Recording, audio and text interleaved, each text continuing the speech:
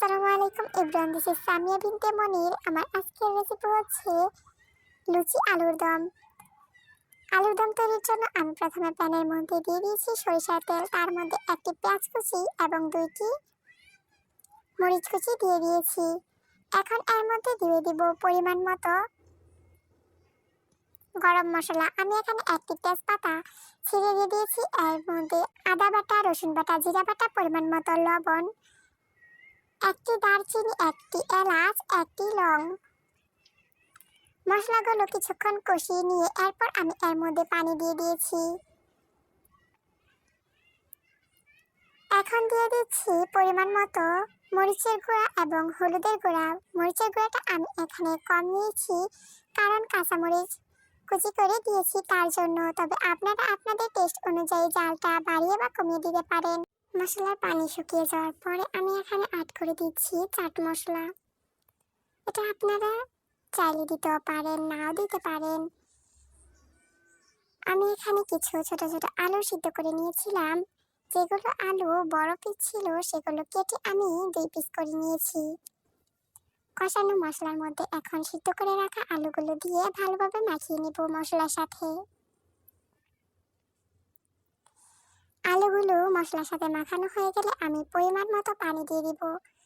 পানির পরিমাণটা আপনারা আপনাদের ইচ্ছে অনুযায়ী দিতে পারেন। কেউ যদি আলুর দমের মধ্যে একটু রসালো রাখতে চান তাহলে সে অনুযায়ী পানি দিতে হবে। আর যদি বেশি পানি রাখতে চান তাহলে আগে থেকেই পানির পরিমাণটা বেশি করে দিতে হবে। আমি অল্প রসালো রাখবো, তাই জন্য আমি এখানে পরিমাণ মতো এখন পানি দিয়ে দিচ্ছি। আলুগুলো একদম ডুবে ডুবে থাকবে না সেরকম করে আমি এখানে পানি অ্যাড করে দিচ্ছি। পানি অ্যাড করে দেওয়ার পরে আমি এখানে ঢাকনা দিয়ে রেখে রান্না করে নিব পানি শুকানোর আগ পর্যন্ত। তবে মাঝে মধ্যে নেড়ে দিতে হবে, নয়তো নিচ দিয়ে লেগে যাওয়ার সম্ভাবনা থাকে। আলুগুলো যেহেতু আগে থেকে সিদ্ধ করা ছিল তাই আমি কষানোর মধ্যে বেশিক্ষণ রাখিনি। আগে থেকে আমি কিছু আলু ময়ান করে রেখেছিলাম। এখন ঝোলটা কমে আসার পরে আলুর দমের মধ্যে সেই ময়ান করে রাখা আলুগুলো অ্যাড করে দিচ্ছি। তবে আপনারা চাইলে কড়ার মধ্যে রেখেও আলুগুলো ভেঙে দিতে পারেন।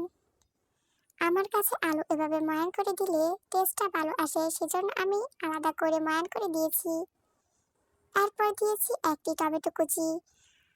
এটা আপনারা আপনাদের ইচ্ছে মতো দিতে পারেন, চাইলে নাও দিতে পারেন। টমেটোগুলো সিদ্ধ হওয়ার পরে আমি আলুর দমটা নামিয়ে নিয়েছি। আমার আলুর দম একদম পারফেক্টভাবে তৈরি হয়ে গেছে। এখন আমি লুচির জন্য ডো তৈরি করে নেব। তার জন্য এখানে 1 বাটি ময়দা দিয়ে দিয়েছি। আপনারা চাইলে এটা আটা দিয়েও তৈরি করতে পারেন। এখন দিয়ে দিচ্ছি পরিমাণ মতো লবণ, 1 চিমটি বেকিং সোডা এবং সয়াবিন তেল। সবগুলো শুকনো উপকরণ ভালোভাবে মিশিয়ে নিয়ে অল্প অল্প পানি দিয়ে একটি পারফেক্ট ডো তৈরি করে নেব। লুচির ডো তৈরি হয়ে গেছে। এখন 20 মিনিটের জন্য আমি রেস্টে রেখে দিব। 20 মিনিট পর আমি অল্প ডো নিয়ে একটি লুচি গোল করে বেলে নিয়েছি। তারপর তেলের মধ্যে ছেড়ে দিয়েছি।